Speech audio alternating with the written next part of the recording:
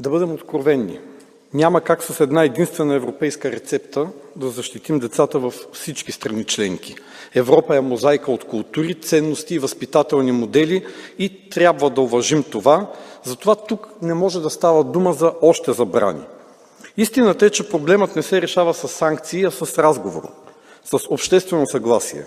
С това родителите, учителите и младите хора да участват в дебата, а не просто да се съобразяват с наредби. Ако искаме по-безопасна онлайн среда, трябва обществото да бъде още по-ангажирано.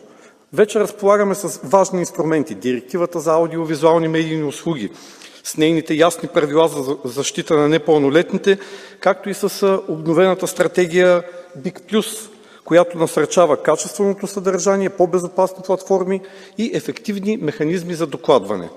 Затова моят апел е: нека оставим пространство на държавите членки за решения, които ще бъдат съобразени с техните реалности. Нека да подкрепим процес, а не да налагаме схема. Защитата на децата не е въпрос на рестрикции и санкции, а на зрялост, на диалог и на нашата обща воля. Благодаря.